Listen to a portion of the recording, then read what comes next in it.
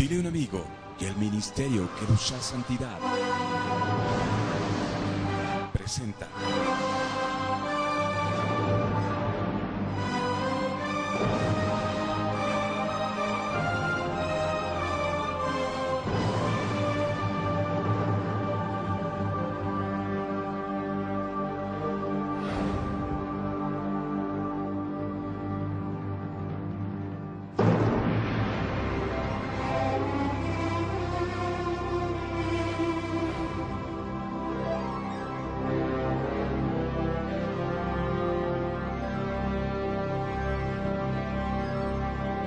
Misterios y Enigma. ¿Qué tal, amigos y amigas? Buenas noches.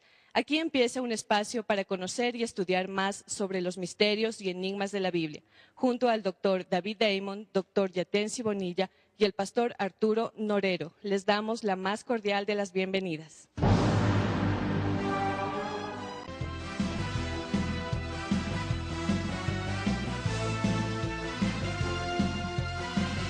Ministerio Evangelístico Internacional Kedushá Santidad presenta Jerusalén y la Tierra Prometida, el plan de Dios para Israel y el fin de los tiempos en historia del futuro. Porque para Dios, el futuro es historia. A tu disposición en Librería Asoma. Quito, en La Voz Andes 231 y América, frente al Centro Médico Axis, y en Guayaquil, calle García Moreno 4102 y Vaca Galindo.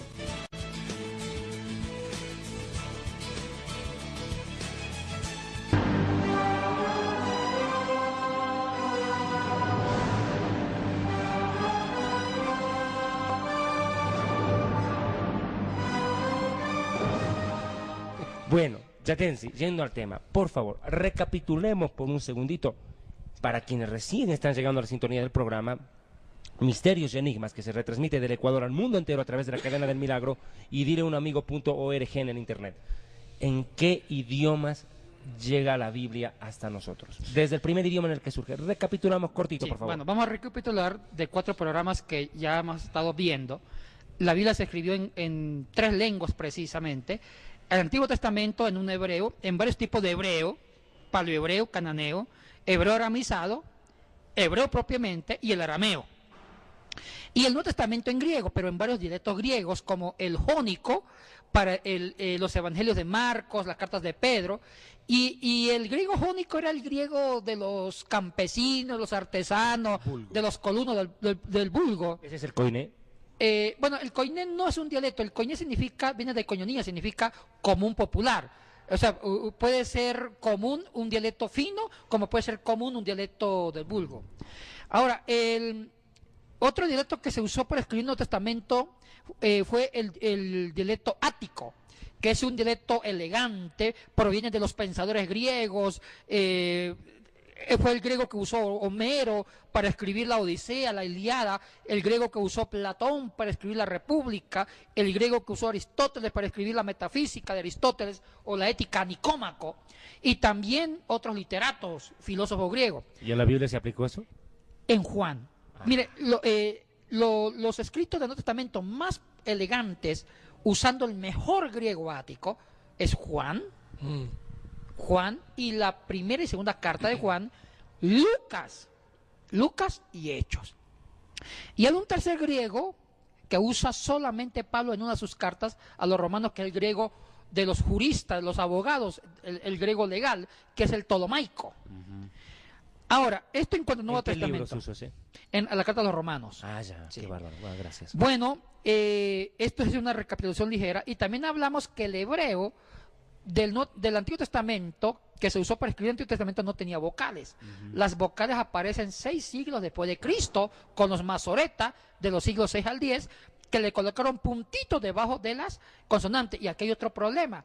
Cuando ellos le colocan vocales, pudieron cambiar el sentido de algunos pasajes del Antiguo Testamento, y eso lo vamos a ver más Cosa adelante. interesante. Eso es lo que yo quería preguntar. Vamos. Con esta cuestión de la puntuación y esta cuestión de por mejorar y ordenar y dar un mejor sentido a la palabra de Dios, ¿no se perdió la esencia o no hubo alteraciones en la idea o en el sentir del que fue escrito? Mire, el programa pasado vimos la ditografía en el griego. Sí. Cuando una letra griega se confunde con otra, y vimos un ejemplo en Corinto. ¿Puede pasar eso también en hebreo? Sí, pero más que con consonantes, con vocales. Ajá. Y ahora hablemos de una ditografía en hebreo. Perfecto. Ahora Recordarles qué significa la diptografía, por favor. es cuando un copista antiguo que va a copiar un texto de griego o un texto de hebreo otra vez al griego, al hebreo, porque los copistas se encargaban de fotocopiar el texto. Como en aquel entonces no había flash memory, no había un CD, no había una fotocopiadora para decir, bueno, yo escribo el texto y voy a guardar en un archivo, en un flash memory. Entonces, ¿sabe cómo se hacía para conservar un texto? Otro lo volvía a copiar. ¿Qué características o qué cualidades o qué conocimiento tenía que tener un copiador? Bueno, ¿solamente un escritor nada más? Arturo, los copistas eran una institución, porque eran los únicos que fotocopiaban el texto. Como no había fotocopiadora, volver a transcribir el texo. Un copista era un erudito. O sea que no era cualquier persona No que era sabía cualquier escribir. persona, eran No hablemos del expertos pasado. en ser leales y fieles a mantener la integridad del texto. Pero eran humanos, también se equivocaban, aunque intentaran ser íntegros. ¿Qué edad tenían que tener esto? Eran ancianos, no eran jóvenes. Los copistas tenían una edad de 50 años para arriba. Y por eso te quería hacer esta pregunta, ¿cómo se ha tergiversado ahora? Porque ahora las personas de edad son menospreciadas en una sociedad cuando en la antigüedad estos ancianos eran los sabios, los conocedores, los que de pronto eran los que hacían las cosas que ahora nosotros heredamos.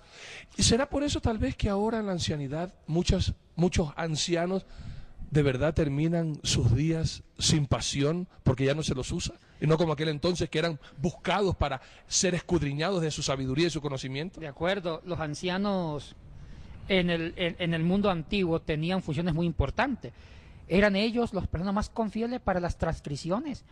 Un copista no era joven, era anciano por su ética, por su madurez emocional, por su seriedad en transcribir idéntico, porque el anciano era sinónimo de prudencia, de sabiduría, de honestidad, de integridad, de hacer las cosas correctamente, con paciencia. En cambio, los jóvenes es mucho más impulsivo y puede dañar una copia.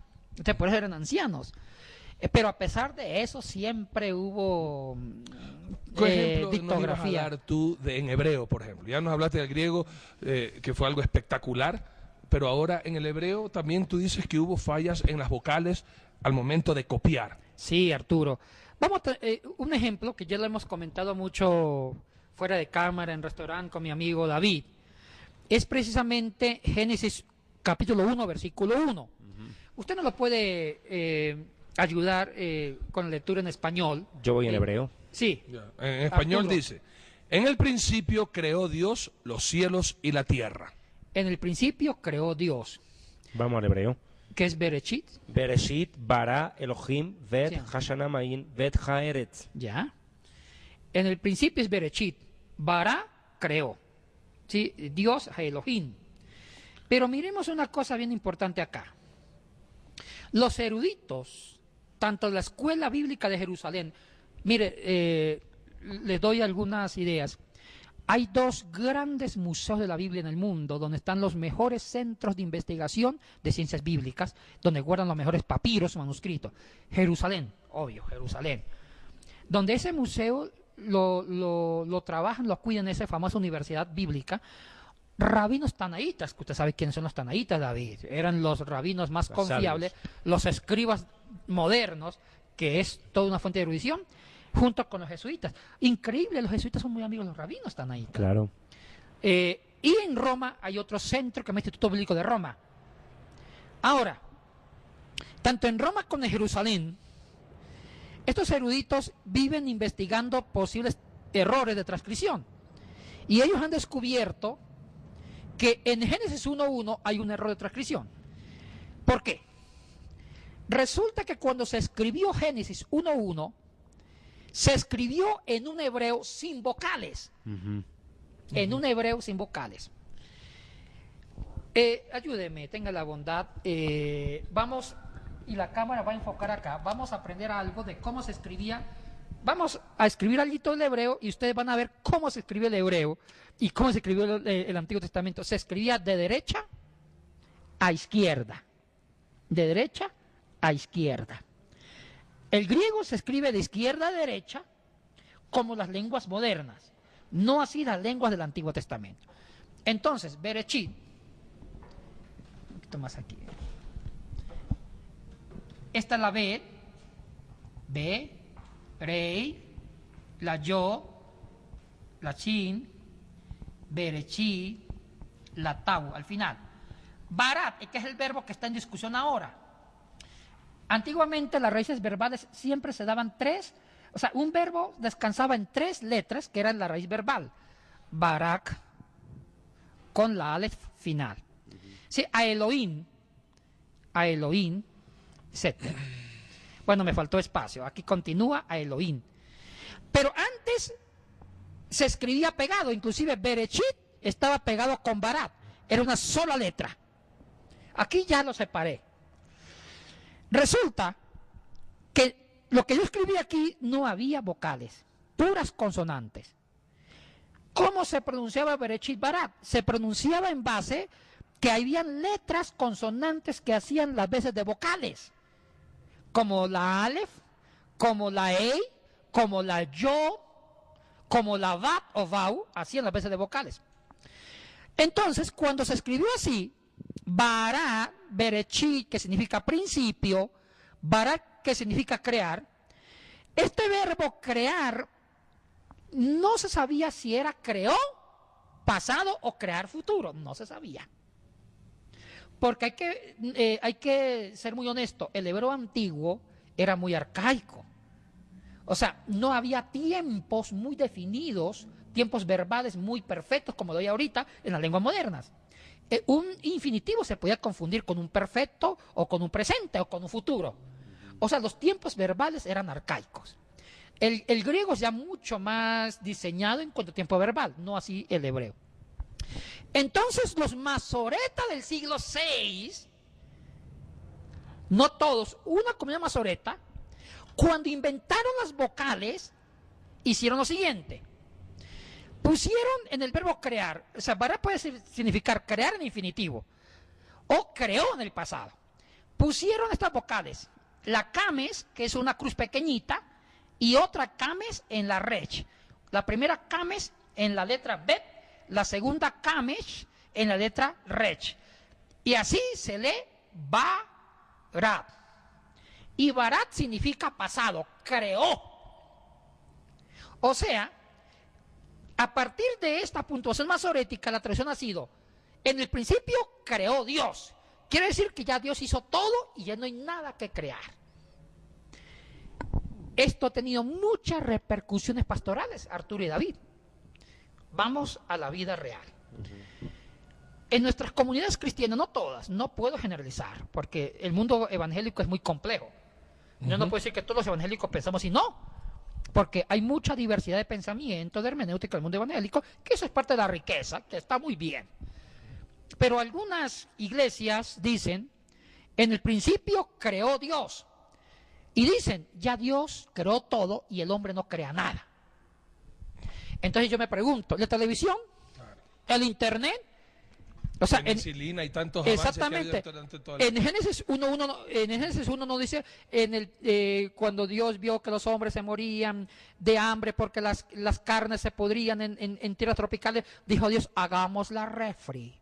Hizo Dios la refri, pasó una tarde por una mañana y vio que era bueno. Y Dios veía que los hombres tenían que caminar largas jornadas, meses, años, y yendo de un lugar a otro, y las pulgas, las moscas, las culebras devoraban, mataban a las personas que caminaban y dormían en los caminos. Y Dios dijo, no es bueno que el hombre sufra caminando tanto, hagamos el avión. Y Dios dijo, hagamos el Airbus 320. Hizo el avión, el Airbus 320, o un Fokker, un Boeing, y dijo Dios, esto es bueno. Pasó una tarde por una mañana y dijo Dios, hay hombres que se van a España, pero en España duran meses en un barco y la esposa queda solita pensando, ¿cómo está llegando mi marido? Duran meses sin comunicación hasta que por fin puede mandar una carta y esa carta llega por barco y se le muere otros 4 meses. O sea, 1 año sin comunicación. Dijo Dios, no es bueno que la mujer y el hombre que se distancian por trabajo sufran. Hagamos el internet para que se estén chateando en pleno barco o el celular. Eso no dice la Biblia. Pero eso existe. O sea, hay que aceptar que el hombre ha contribuido, por supuesto, no digamos co-creación, no sé cómo llamarlo esto, pero hay que diferenciar. Dios hizo la naturaleza, Dios hizo la materia prima. Y el hombre ha construido un mundo artificial partiendo de la materia prima. O sea que el hombre es parte de la cocreación. Es parte, porque Dios le dijo al hombre, lo hago a mi imagen, y Dios hizo al hombre a su imagen y semejanza. Significa que el hombre imita a Dios en el obrar, no en el ser, sino en el obrar. Y también Dios dijo al hombre señorear y sobrejuzgar la tierra. Significa que el hombre tiene potestad por Dios de hacer cosas que los animales no hacen, como hacer cosas que estamos hablando del internet, la computadora, invención a partir de la creación. O sea que Dios hizo la materia prima y el hombre sigue construyendo. Entonces, aquí hay el problema. Los judíos sí sabían esto. Los judíos sabían que el hombre seguía construyendo su mundo a partir de lo que ya Dios hizo. Y resulta que algunos masoretas colocaron Bará, dando a entender que significa que ya Dios hizo todo. Pero otros masoretas de Tiberíades no colocaron Bará, colocaron así. Volvemos a repetir el verbo.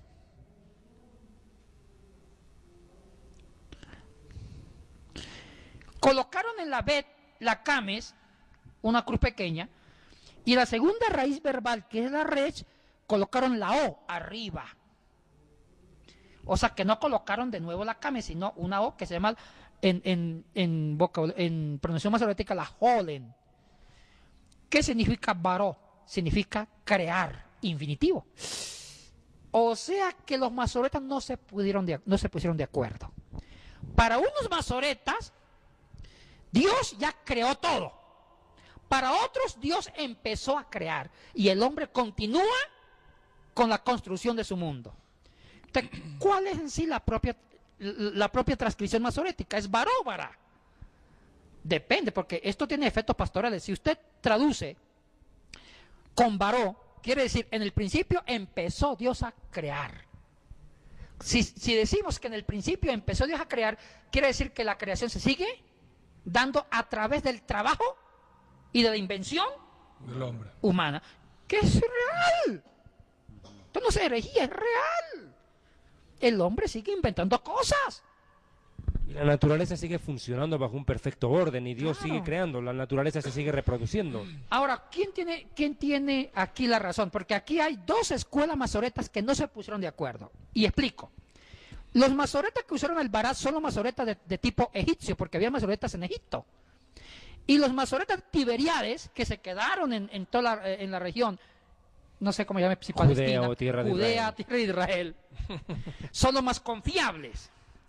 Los masoretas de Tiberiades dicen barot, quiere decir, en el principio empezó Dios a crear, dando a entender que la creación se sigue dando a través del trabajo del hombre y a través de la cultura, porque la cultura proviene de la mente, la mano del hombre, y la cultura es una forma de invención.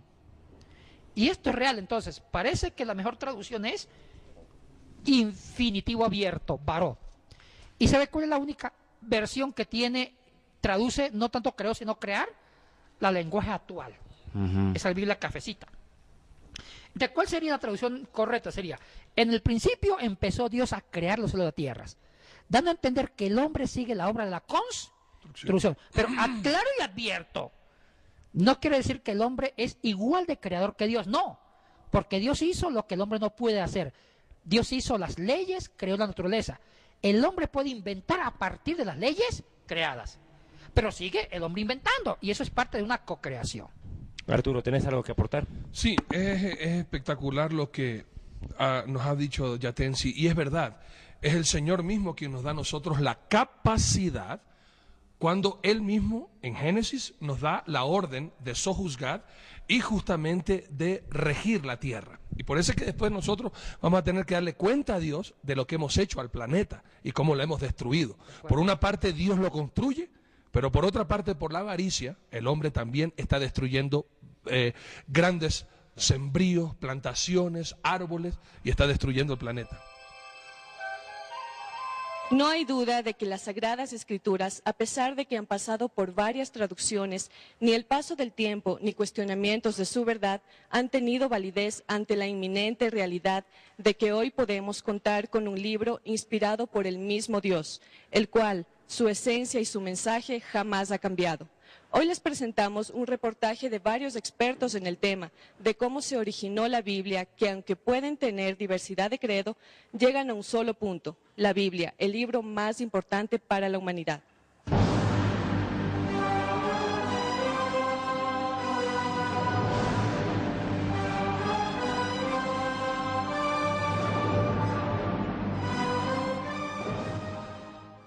La Biblia es un mundo sin límites, incluso para la investigación, historia y ley, ciencia y oración. La Biblia, questo complesso di libri, La Biblia, este grupo de libros, tiene dos autores: el autor divino, que es Dios mismo, y el autor humano, que son los agiógrafos, los escritores. Dios, como autor divino, ha inspirado, ha asistido la inteligencia, la voluntad, las facultades ejecutivas, es decir, aquello que hace a un escritor.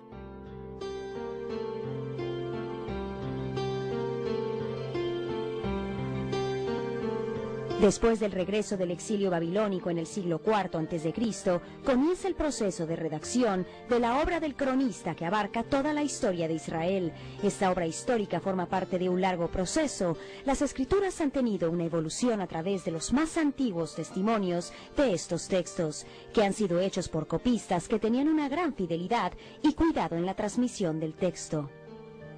Quindi il senso del testo non viene mai toccato. Le varianti riguardano a volte una semplice parola. El sentido del texto no se modifica nunca. Las variaciones tienen que ver algunas veces con una simple palabra o un modo, una forma verbal o una sustitución de un texto determinado, pero nunca con la sustancia del texto. No existe ya ningún texto original del modo como salieron de las manos de los evangelistas o de San Pablo. Sin embargo, es posible encontrar hoy copias muy cercanas a los originales, fragmentos transmitidos en los primeros 3 siglos de la Iglesia, o como las reproducciones que se pueden admirar en la Biblioteca Vaticana, en el Studium Biblicum Franciscanum en Jerusalén, en las sociedades bíblicas y en muchos otros museos, con muchas copias importantes.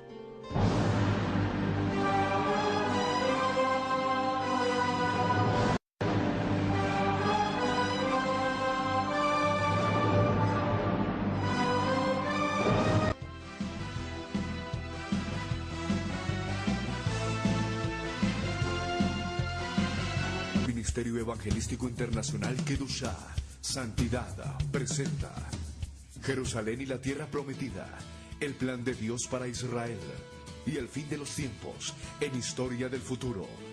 Porque para Dios, el futuro es historia. A tu disposición en Librería Asoma.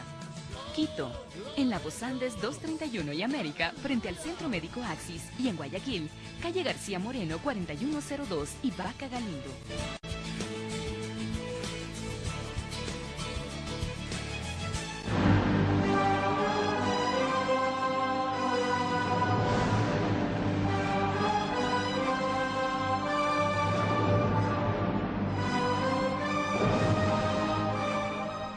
¿Quiénes escribieron la Biblia? Acá yo tengo la Torah, que es el Pentateuco, Bereshit, Shemot, Vaikra, Bemidbar, Devarim, Génesis, Éxodo, Levítico, Números, Deuteronomio, la Torah, que significa enseñanza.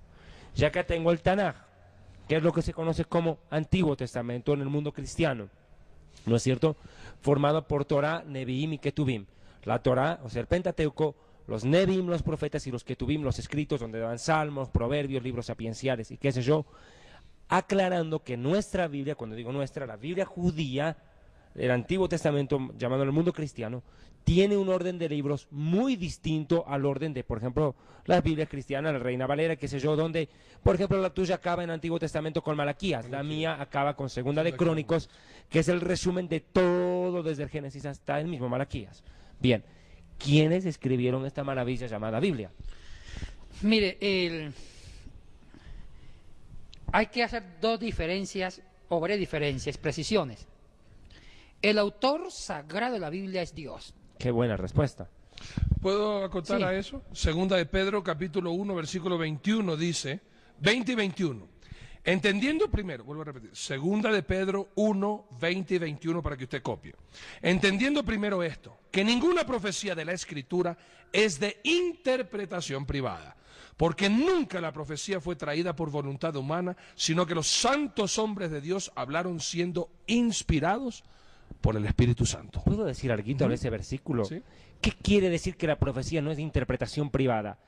Algunos locos, pongamos un loco, pues que está en Puerto Rico, a propósito nos ven en Puerto Rico, Camuy, San Juan de Puerto Rico, porque la señal se difunde a través de la cadena del milagro 128 naciones que llega a este programa, Misterios y Enigmas. Pero en Puerto Rico hay un loco, José Luis de Jesús Miranda, que agarra un versículo de la Biblia y dice, esto se refiere a mí. Ojo, eso quiere decir que la Biblia no es de interpretación privada. El único que se atrevió a decirlo así fue el Mesías. Dijo, este versículo habla de mí, pero lo dijo el Mesías, pero no cualquier humano. Así es. Y ninguna persona puede hablar de interpretación privada que no esté en la Biblia y basado y confiado en la palabra de Dios. Cuando vayas a contestar esta pregunta, también te quisiera que tú analices esto. Si el Espíritu Santo es el que inspira, como tú dices que fue el autor de la palabra de Dios, eso quiere decir que en el momento que estos hombres iban a escribir, entraban en trance, que el Espíritu Santo tomaba posesión de ellos y ellos se olvidaban quiénes eran, su cultura, su pasado, sus circunstancias, y solamente eran como con los ojos cerrados que escribían todo lo que venía de parte de Dios. ¿Cómo era esa inspiración y cómo utilizaba para dejar plasmado la palabra de Dios que fue escrita durante 1000 años, como tú dijiste, y que en la actualidad sigue tan vigente y viva y caminando y transformando vidas? Buena pregunta. Primero, que el autor sagrado es Dios. Ahora, ahí vino un segundo elemento, el elemento humano. Porque Dios usó a geógrafos o escritores humanos para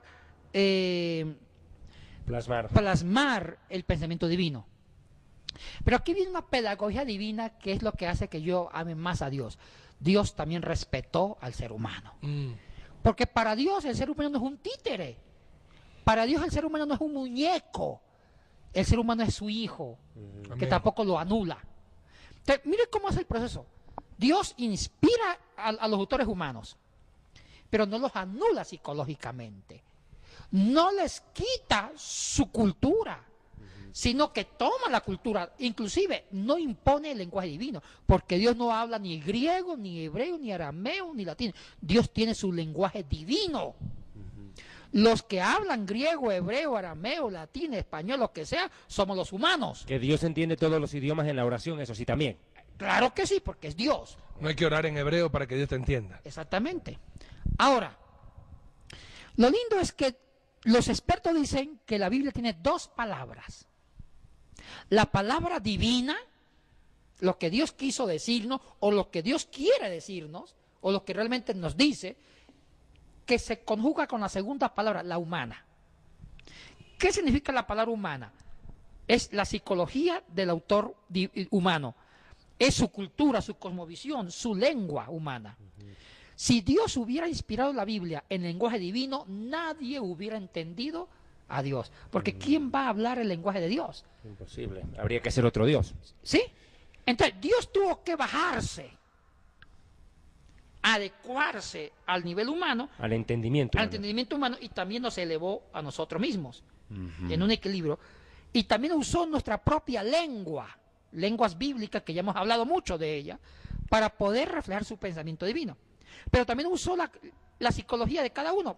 Ponemos ejemplo, Jeremías. Si usted estudia cada libro de los profetas o cada libro de la Biblia, uno se da cuenta del carácter de cada escritor. Es verdad. Un ejemplo, Jeremías era un profeta colérico, bravo. Y uno lee en hebreo mismo el libro de Jeremías y es un hebreo violento, fuerte.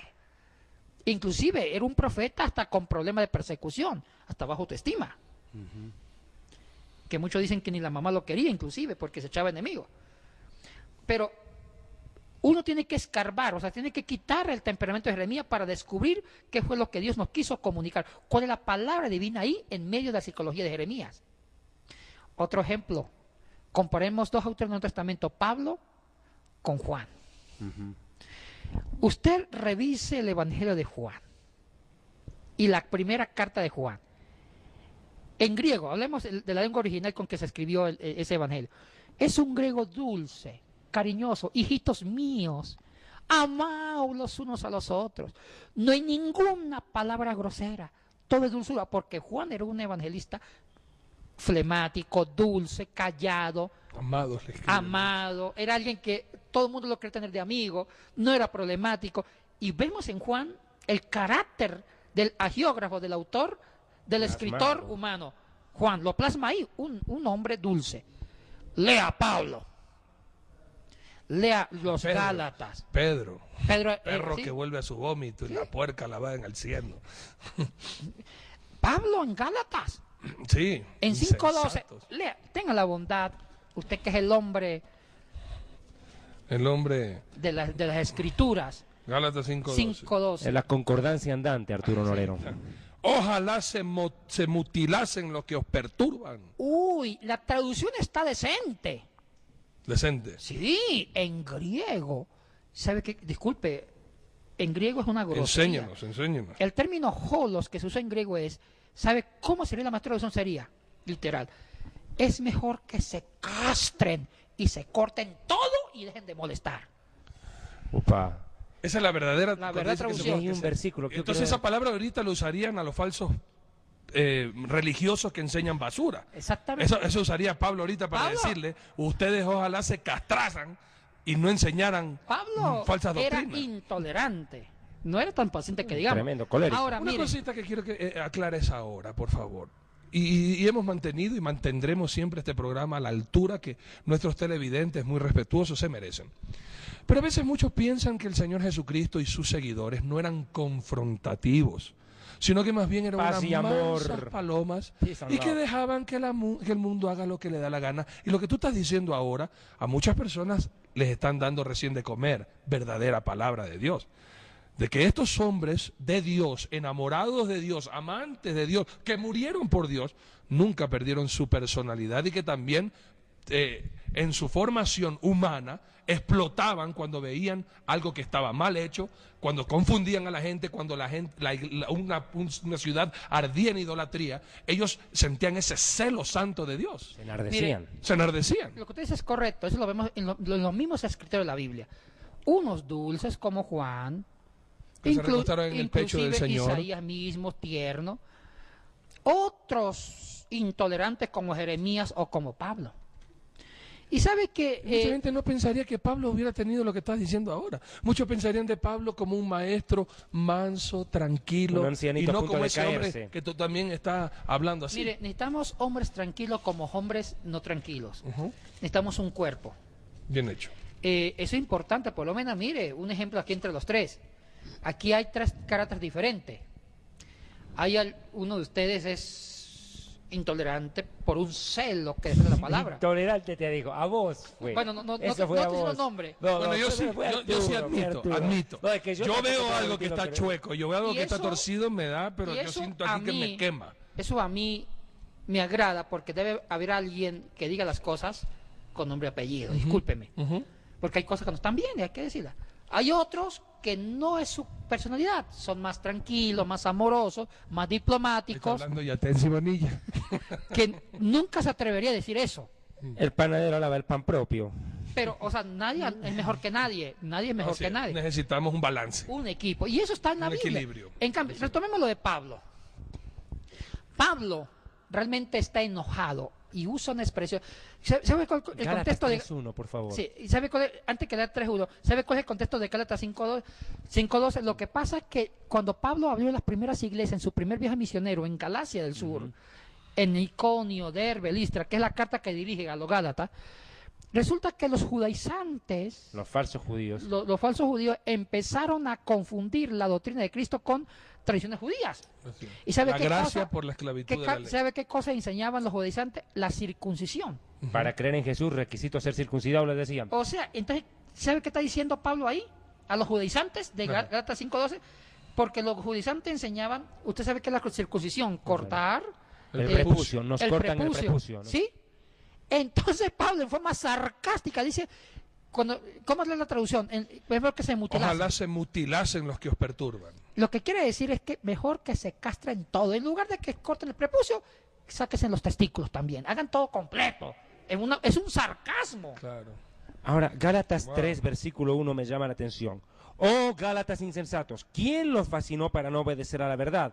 En otra versión dice, ¿quién los ha hechizado? ¿Qué dice el original? Justo eso.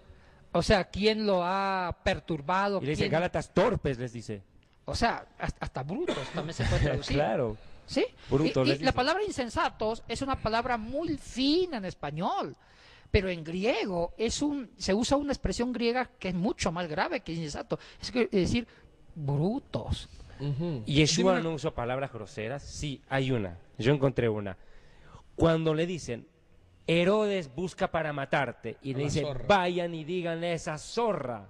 Ah, es ¿Qué una quiere grosería. decir zorra?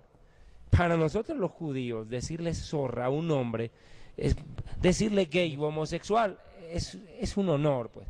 Le mandó una pero, de calibre, pero que acá en televisión no la podemos mandar. Pero se la mandó bien mandada. Ahora, para no perdernos el propósito de estos ejemplos, en conclusión hay dos palabras. La divina, que es la palabra inspiracional, lo que Dios nos quiere enseñar, y la humana, que es el temperamento del escritor, su cultura, lo que él conocía. Se mezclan dos palabras, la divina y la humana. En hermenéutica hay que separar lo humano con lo divino. Entonces, cuando uno predica en el púlpito, tiene que predicar no tanto la cultura de Pablo, sino lo que Dios nos quiere decir a través de Pablo, a través de la cultura de Pablo y a través de las palabras de Pablo. Oye, es importante saber diferenciar esto. Entonces, hay un autor que es Dios, pero hay un segundo autor que es el agiógrafo humano, que colocó su cultura, su personalidad, su psicología, y Dios habla a través del autor humano. Hay que diferenciar.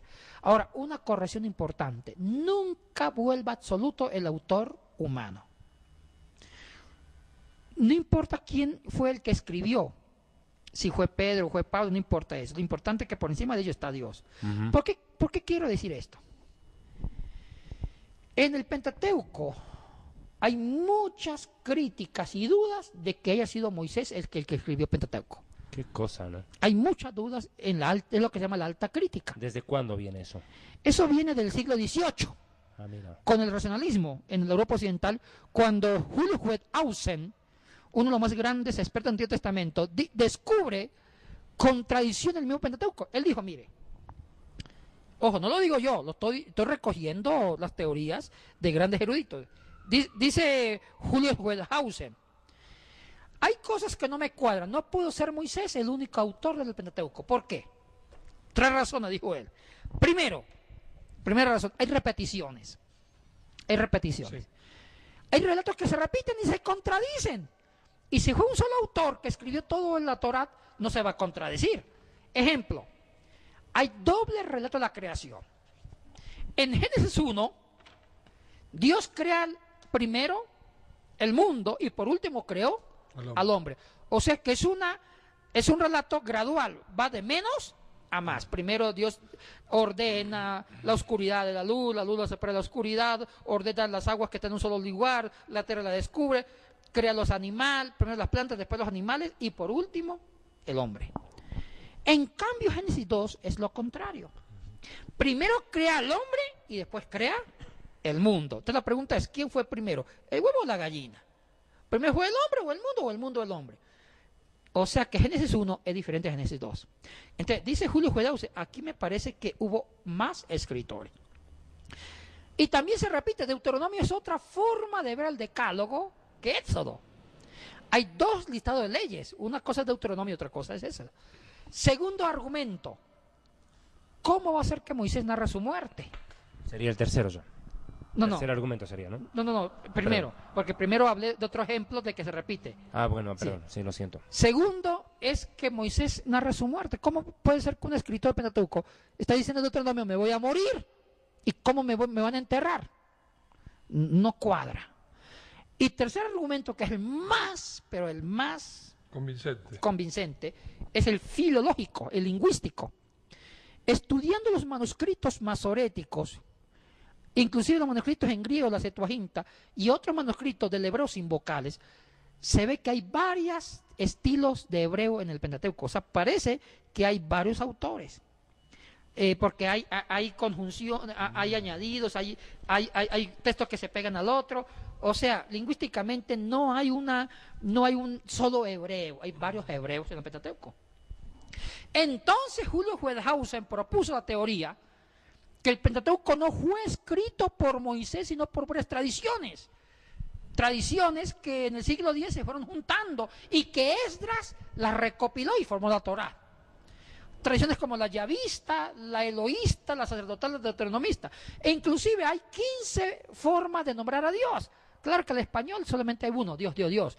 Pero en hebreo se usa 15 formas, 15 nombres diferentes de Dios en los 11 primeros capítulos de Génesis. Algunos de ellos son El Shaddai, el Todopoderoso, Elohim, Elohim, que es plural, dioses, ¿sí? Eloah, el Dios, El, Dios, inclusive Baal.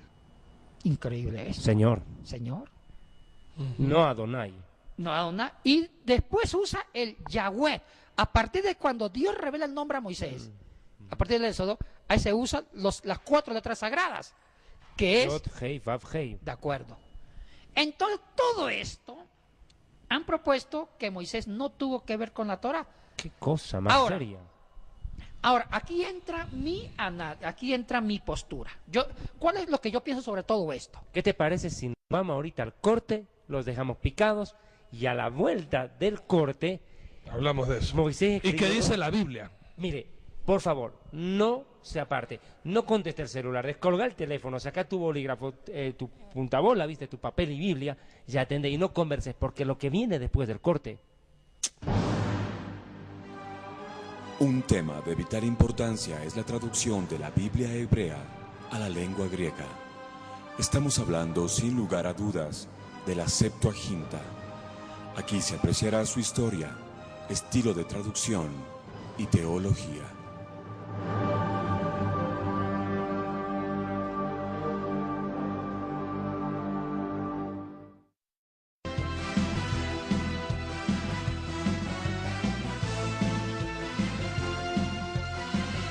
Ministerio Evangelístico Internacional Kedushá, Santidad, presenta Jerusalén y la Tierra Prometida, el plan de Dios para Israel y el fin de los tiempos en historia del futuro.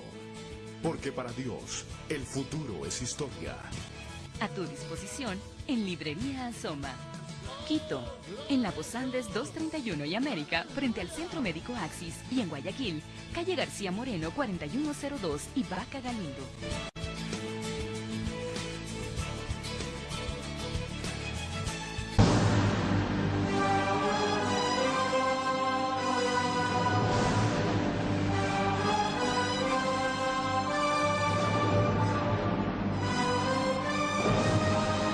Bueno, siguiendo con la explicación, no nos asustemos. Yo digo una cosa, no me interesa quién haya escrito la Biblia en el sentido humano. Pudo ser mi abuelita, mi tío, porque el único autor es Dios. Dios usó seres humanos. Dios pudo usar a Moisés como pudo usar a otro. Un ejemplo con el Nuevo Testamento. Muchos años se pensó que el que escribió los Hebreos, la carta a los Hebreos, ¿quién fue? Dicen que fue Pablo. Fue Pablo. Pero ahora han demostrado que no fue Pablo el que escribió los Hebreos. Hago una pregunta. Ya sabemos que no fue Pablo el que escribió la carta a los Hebreos. ¿Deja de ser palabra de Dios? No. ¡No! Fue Pablo, no haya sido Pablo, es palabra de Dios. Apolos. Porque por encima de Pablo está Dios. Dios. ¿Quién es Dios? Entonces, el hecho de que se cuestione a Moisés que haya sido o no haya sido Moisés, sigue siendo palabra De Dios. de Dios. Pero aquí entra la duda. Ahora, yo personalmente, lo que yo dije en el bloque anterior es una teoría, no es mi postura. ¿Qué es lo que yo pienso? Que sí fue Moisés que escribió, para mí fue Moisés, pero usó secretarios. Sí. Se usó secretarios y eso era costumbre del hombre oriental. No todo, un hombre no puede escribir todo porque se cansaba, no había esferos modernos. Moisés sí es el padre del Pentateuco, pero muchos le ayudaron a escribirlo porque eso era parte de la cultura. Conclusión, Moisés sí escribió la Torah con secretario, pero eso queda para el próximo programa. Esto es como la telenovela Laberinto de Pasiones. Continuará. Amigos televidentes, para Arturo Yatense y para mí ha sido un honor compartir con ustedes este programa más de Misterios y Enigmas. Nos encontramos, la próxima semana. Dale, shalom. Les agradecemos por haber compartido este tiempo junto a nosotros y les recordamos que Misterios y Enigmas es retransmitido al mundo a través de www.dileunamigo.org. Les esperamos el próximo domingo a las 21 horas. Buenas noches.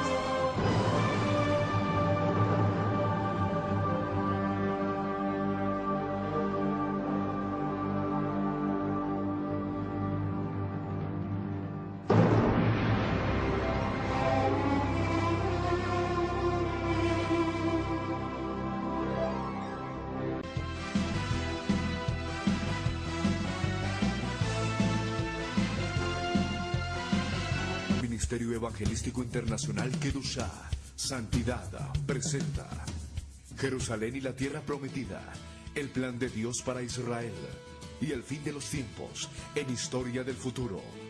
Porque para Dios, el futuro es historia. A tu disposición en Librería Asoma.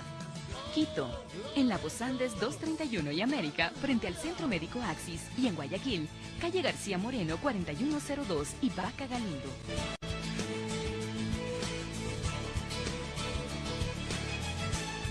Si desea contribuir con este ministerio, hágalo a la siguiente cuenta bancaria.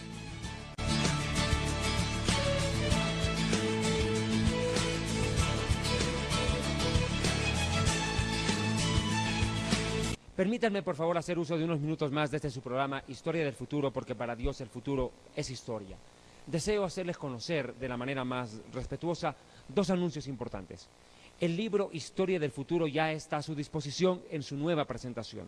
Ustedes pueden adquirirlo en su país de origen haciendo un depósito a la cuenta que aparece en pantalla en este momento y nosotros se lo haremos llegar inmediatamente. Segundo anuncio. El programa Historia del Futuro ha tenido una gran acogida y es por eso que quiero agradecerles infinitamente, porque no solamente en Puerto Rico, en la Unión Americana, Guatemala, Centroamérica, han estado nuestros televidentes escribiéndonos en estos meses, sino de lugares tan lejanos en Asia, África y Europa, que están sintonizando este su programa Historia del Futuro, que se difunde por este medio de comunicación, la Cadena del Milagro Internacional, dirigida por nuestro amado consiervo Gille Ávila. Pero, como ustedes entenderán, para poder seguir pagando y sufragar los gastos de producción y de difusión del mismo, necesitamos su cooperación.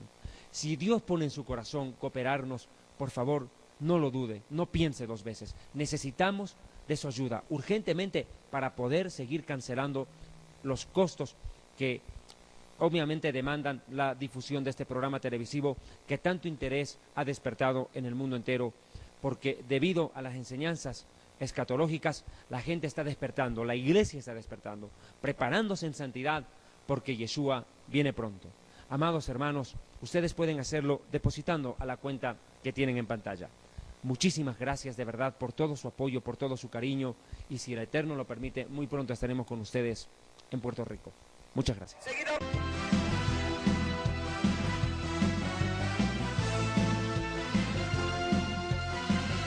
Ministerio Evangelístico Internacional Kedushá, Santidad, presenta Jerusalén y la Tierra Prometida, el plan de Dios para Israel y el fin de los tiempos en historia del futuro.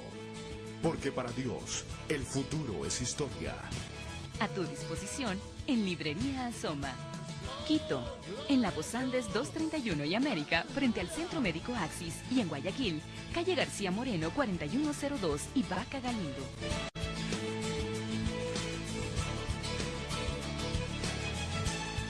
Vamos a presentar en esta noche la persona que a su vez va a presentar el evangelista Gille Ávila.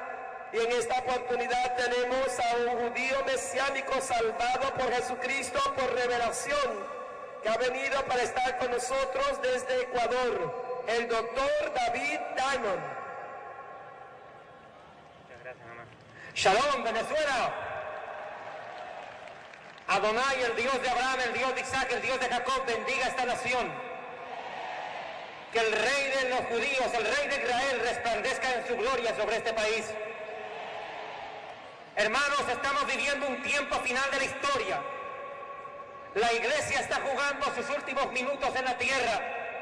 Muy pronto sonará la trompeta y la iglesia será llevada a los cielos. Venezolanos, despierten.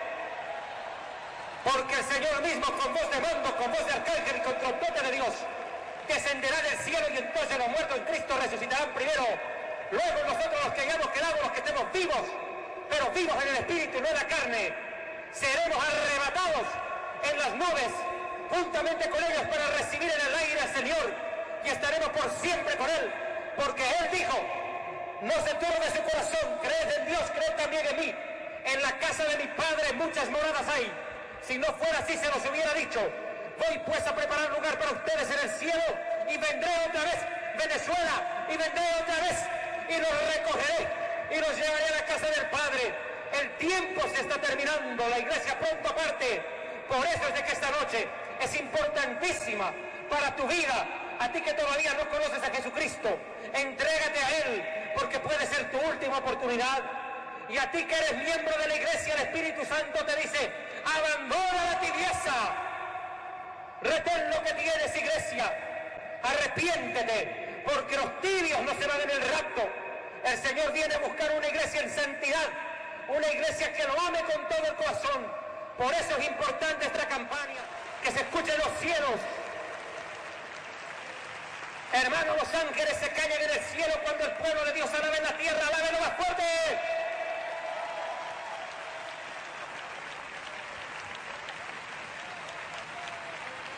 Recibimos al hermano Gille Ávila, Ciudad Bolívar, Venezuela.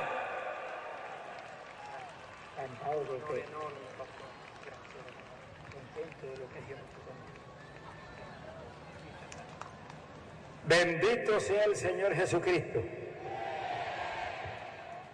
Alabado el nombre de Dios.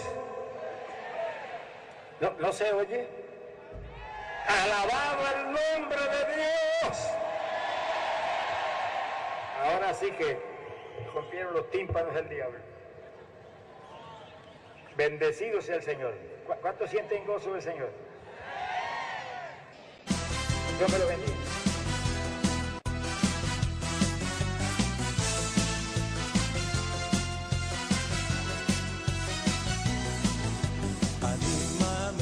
אני מאמין באמונה שלמה בביאת המשיח. אני מאמין